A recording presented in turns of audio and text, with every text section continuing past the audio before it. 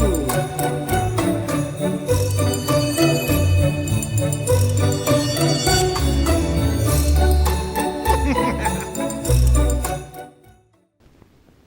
and gentlemen, this is Jack Douglas.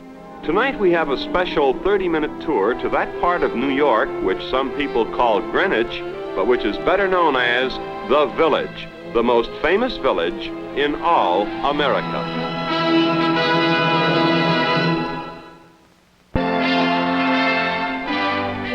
The heart of Greenwich Village is Washington Square, and here are the sights and sounds of a typical Sunday afternoon in this colorful square, which will remind world travelers of Hyde Park in London with touches of Paris and Rome thrown in.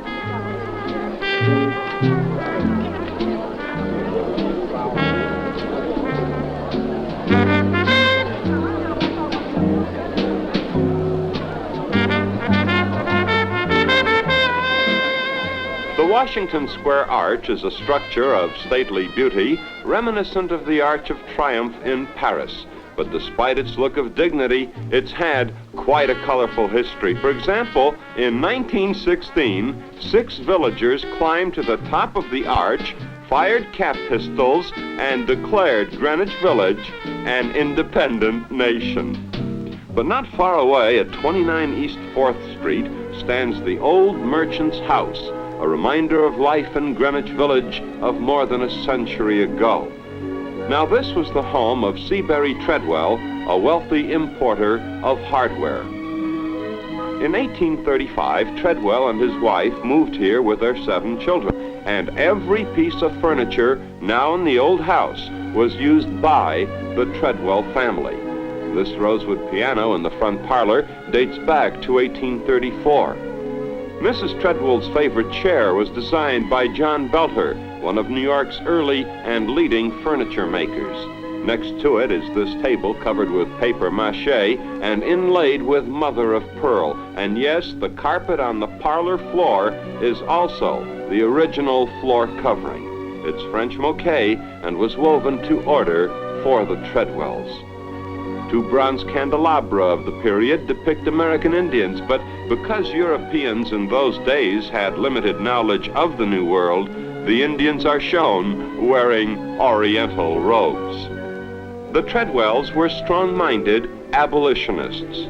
During the period prior to the war between the states, it is said that they gave refuge in this secret hiding place on the 2nd floor to scores of runaway slaves.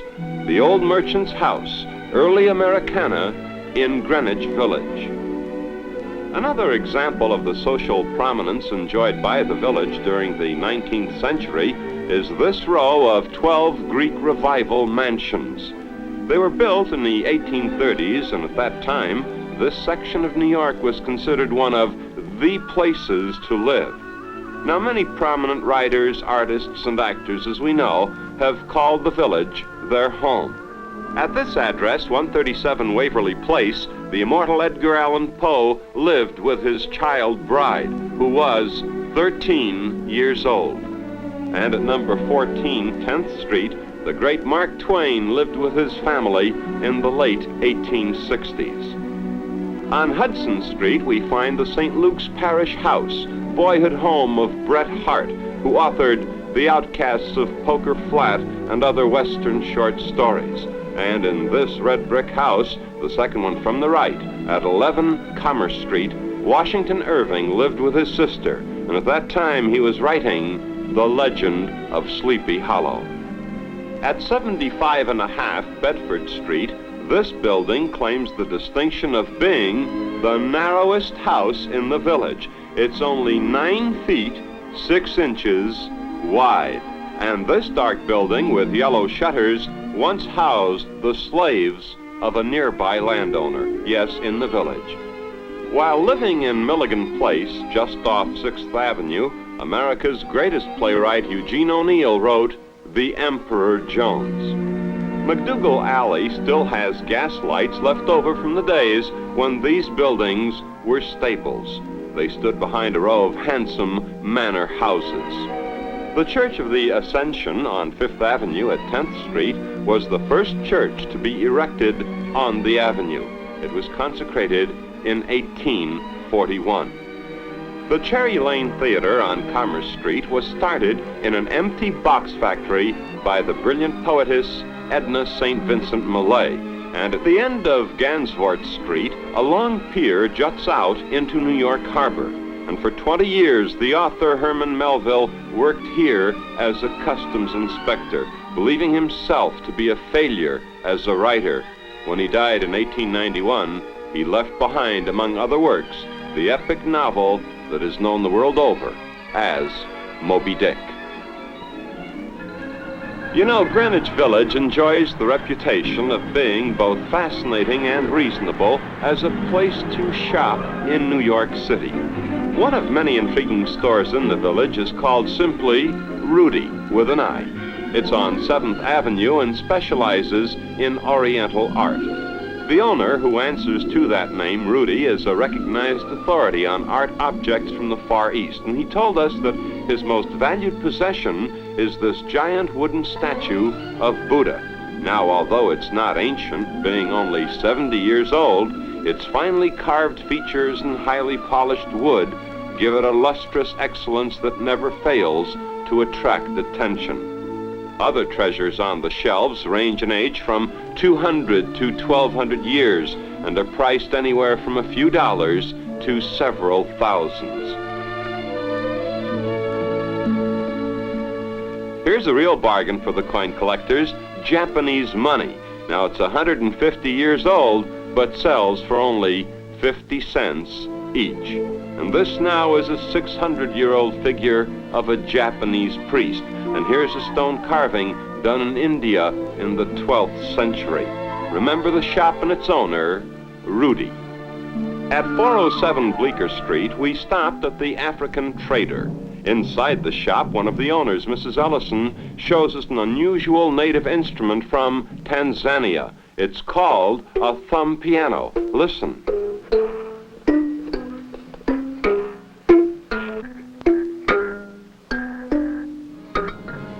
Some other unusual items for sale here: ceremonial masks from Kenya, colorful handmade neck pieces decorated with beads, and several examples of thorn carvings depicting village life.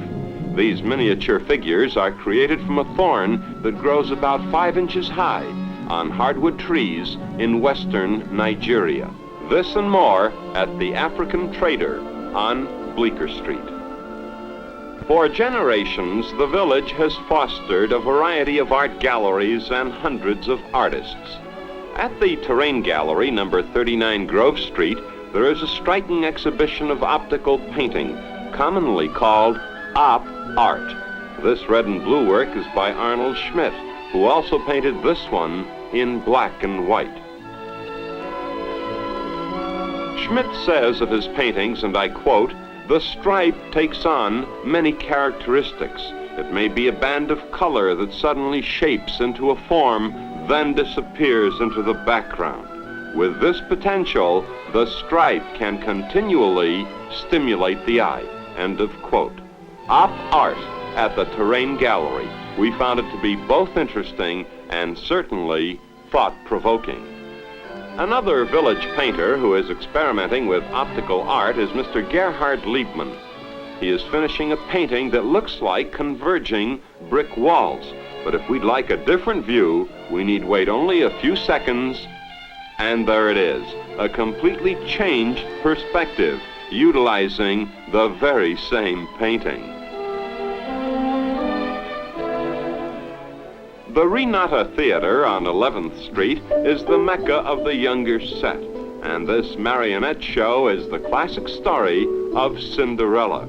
We didn't have time for the entire performance, but here's a capsule version of one of the world's favorite fairy tales. As the mean old witch suddenly becomes the fairy godmother, the audience is completely enthralled.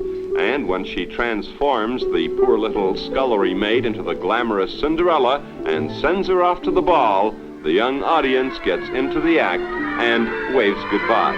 Well, you know the rest. A happy ending and a wonderful way to entertain your children on any afternoon in the village.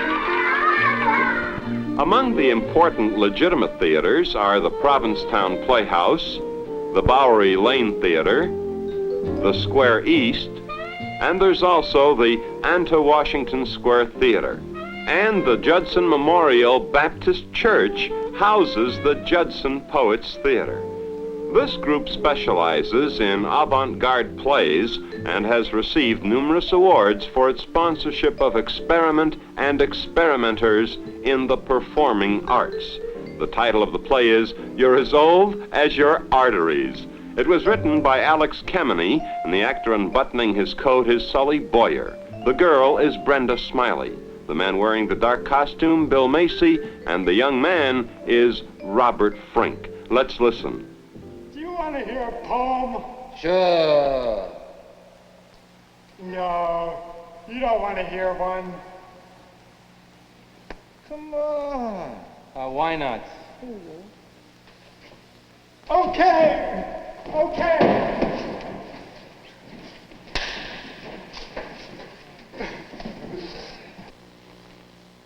Imagine it. You got it, imagine? I have. You have to close your eyes. Some people do. Some people keep them wide open. I don't know any people like that. Sure. Some people walk into my poems with their eyes wide open. Self-made men. They think they're tough and accomplished. The world on a string. You know what I mean? They think they get things that way, but I trip them up. I better keep my eyes closed then.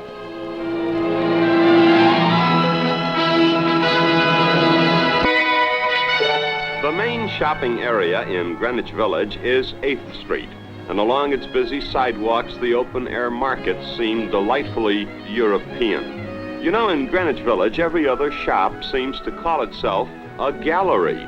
Well, the Bead Gallery is no exception. The owner has been collecting beads for about 45 years, and altogether there are about 2,000 varieties of beads here. They hang in tempting clusters, tantalizing the eye with their rainbow colors and offering such a dazzling display that most women shoppers find it difficult to choose just one. Near the corner of Bleecker and Sullivan Streets, this small building with its red shutters is the Britton Shop, purveyors of fine leather goods. Inside, the walls are hung with an array of handmade leather bags that range in price from $18 up to $35. We're just in time to watch the owner, Dick Whalen, fit Miss Karen Sabiri with a pair of leather sandals. And this is the sort of thing Mr. Whalen does every day, for each item in the shop is a product of his own design and craftsmanship. Here in his workshop, he carefully cuts and shapes every piece of leather that goes into the making of his sandals and other handmade goods. This cluttered-looking front window introduces us to the Kramer Studio of hand-wrought jewelry. John Kramer carries on the family tradition started by his father. Using the hot blue flame of a gas torch, he scorches over a primitive metal form that will eventually become a thing of shining beauty. Here at Kramer's, we can find pendants, bracelets, and rings to suit every budget. And for the chess player, there's this set with a board of bright red and white, and the chessman made of bronze, copper, and silver. And if it's a brooch we have in mind, then John's mother, Mrs. Carol Kramer, can show us just about anything we'd like to see, and in almost every shape and style. And the prices, by the way, are quite reasonable. The name Village Squire conjures things British and conservative, but don't let the name fool you, for these statuettes in the window were awarded to the Village Squire for its creative designs in men's clothing, designs far from conservative. We visited the home of Mr. William Miller, who is the designer of most of the Village Squire fashions. He had these interesting comments on men's clothing and a fashion prediction for the future. The Village Squire has been accused of being the leader in men's avant-garde clothing. Perhaps this is true, but what was considered radical in our shop years ago is more than accepted today throughout the country and almost the world. And this forward look in men's fashions will continue. It will continue not only in a tapered and fitted look for men, but it will also continue in more elaborate accessories, a greater variety such as furs, leathers, suedes, and most of all, a much more colorful wardrobe for the man of the future. Thank you, Mr. Miller, and here are just a few samples of the kind of men's apparel offered by the Village Squire. Jim Tyler here shows us a reversible coat of corduroy and Afghanistan lamb's wool. Next, a matador shirt of hand-woven India silk. And now a long-haired after-ski coat, mind you, made of lambskin from Iceland. And here's an extra bonus. It can also be used for a throw rug. This is one of Mr. Miller's award winners, a beige jacket in bulky camel hair with leather trim. And under it, something I've never seen before, a one-piece vest and slacks combo, patterned after the familiar jumpsuit. In the shadows of late afternoon, McDougal Street comes alive with the night people of the village. Conversations stop traffic, the trunk of a car substitutes for a bench, and a spot called Café Wa will shortly be welcoming customers. O. Henry's Steakhouse at the corner of 6th Avenue and 4th Street is a favorite spot of villagers and out-of-town visitors alike. The waiters all wear butcher's coats, and the patrons dine while sitting around heavy wooden chopping blocks. And there's a reason for the offbeat decor. Before it became a steakhouse, there was a butcher's shop here for 52 years. Well, when the street finally surrenders to twilight, the electric signs come on and business picks up at the pizza parlors, the art shops, and the various other cafes and night spots that line the street. At the Café Fin John, they serve up a mixture of espresso coffee and exotic-sounding music of the Near and Middle East. Let's listen.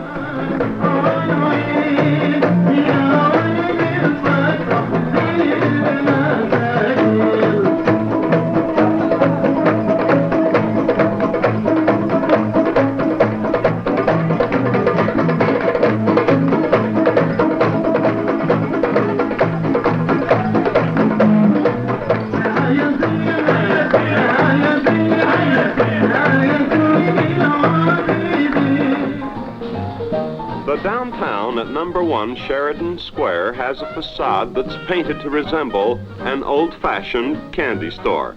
But that fella named Joe told us to knock 3 times and wait, and naturally it always works. The man in the visor looks through a two-way mirror, decides that we're very high class, and lets us in. Well, we're transported back to the 1920s, the Prohibition days when speakeasies flourished all over America. Maitre d' Lou Skinner bows us to a table, and what a delightful place this is. The bartender and the waiters all wear clothes right out of the roaring 20s. The taps at the bar are fitted with billiard balls for pulls, and shoulder holsters are used by the waiters for carrying the customers' checks. The decor is slightly garish and deliberately so.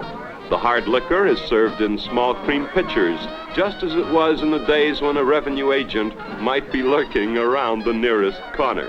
And they've even got a revolving crystal ball over the dance floor, but just a darn minute, these young people aren't doing the Black Bottom or the Charleston. Well, I don't know whether it's the Frug, the Monkey, or the Jerk, but whatever it is, man, it's a discotheque, and it moves.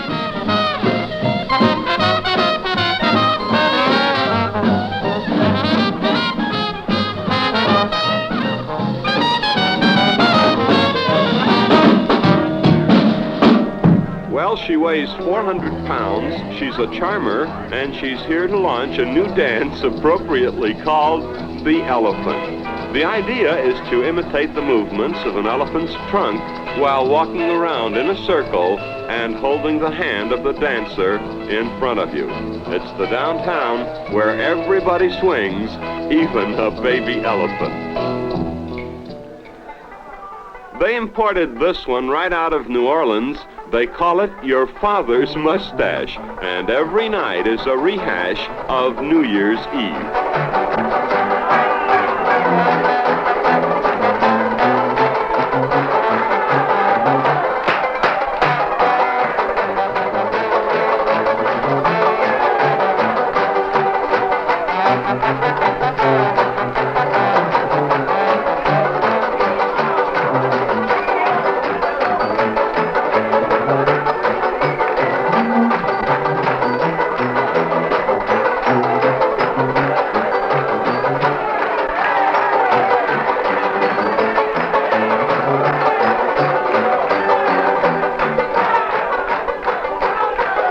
This emporium of Dixieland jazz and fun is at 7th Avenue and 10th Street. And of course, it's in the Village.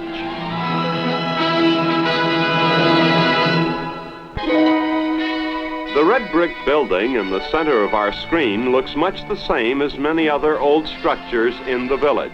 But on one of the upper floors, things are taking place that have to be seen to be believed.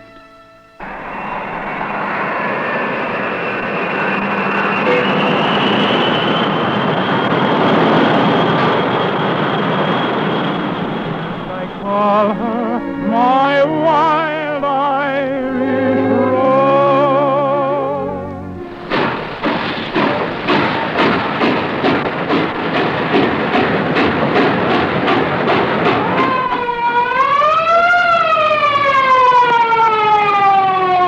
What's it all about? Well, let's listen to Mr. Al Hansen. You're watching a happening. The elements of a happening do not relate to each other the way the parts of a formal theater piece would.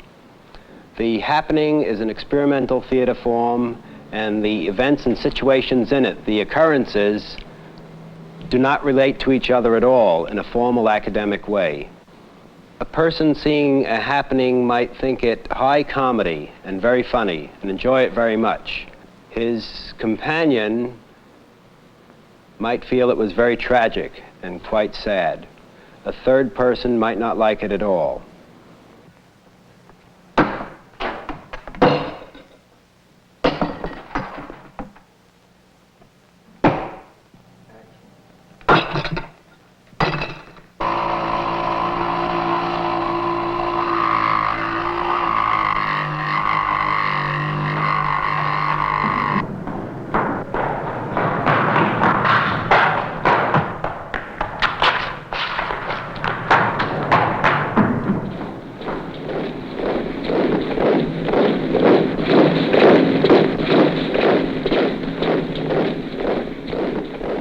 Wild that it is, and it does happen in the Village.